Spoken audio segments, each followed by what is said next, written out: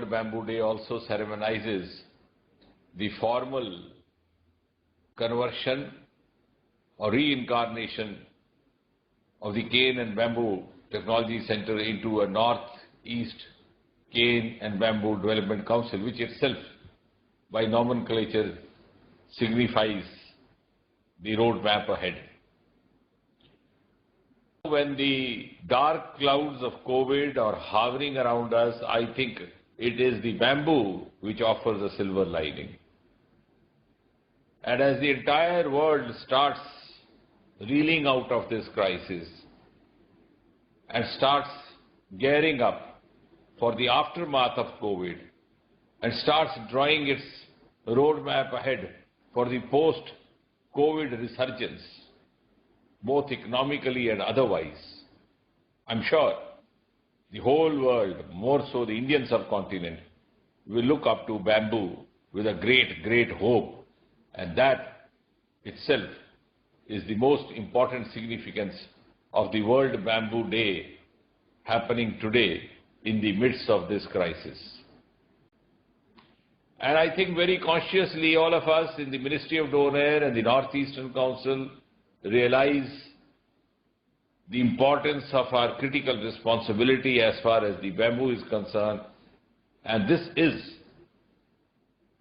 signified in the very fact that we are now going to give the Cane and Bamboo Center a new outlook and possibly also a new and a larger mandate to serve a larger cause, a larger purpose in the post-COVID times.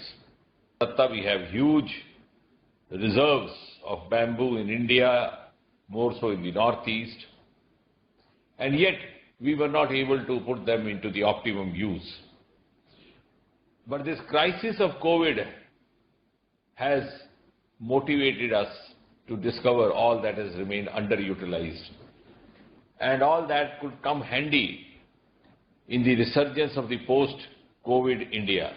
And to that extent, both bamboo as well as the Northeast, which is the storehouse of bamboo, are going to lead the post-COVID resurgence of economy in India.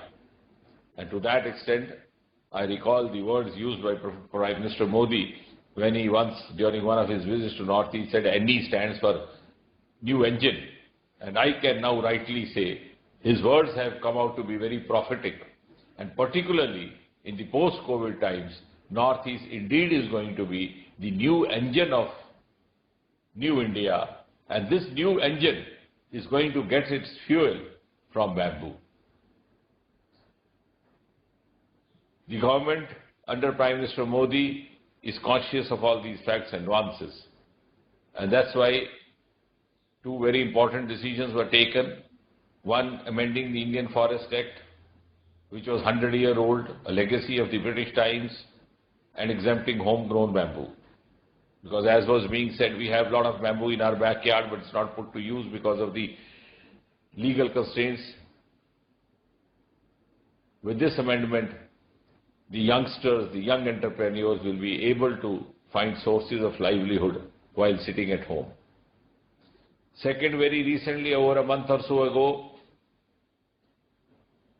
the Government of India took a decision raising the import duty or hiking the import duty on bamboo articles of bamboo goods to as much as 25%, which is a significant hike. And this is based on the realization that there is about 5,000 to 6,000 crore business in bamboo itself.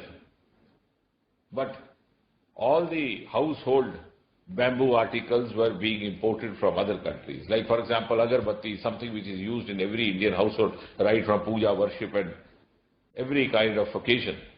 But the entire lot of agarbatti was being imported from countries like Korea and China.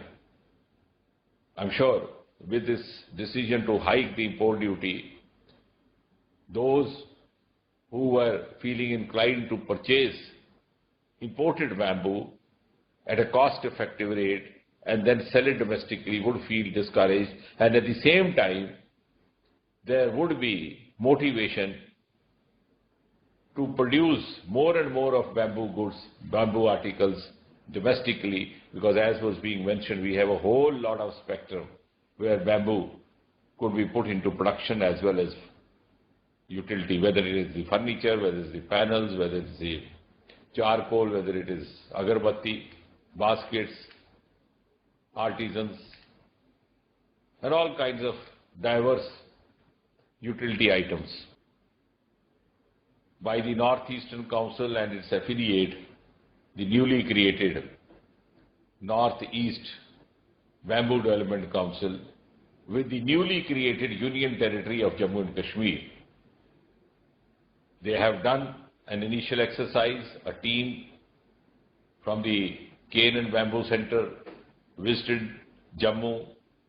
They held an extensive workshop cum exhibition. They made the locals there realize there was huge reserve of bamboo in some of the districts in the Jammu region.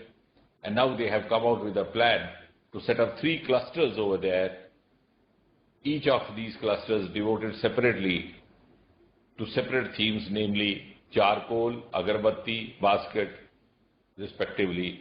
And in due course of time, they would also extend this program further. And I'm sure this will generate new sources of livelihood, new sources of self-employment, new sources of entrepreneurship for the local youth of the Jammu region and the Union Territory of Jammu and Kashmir.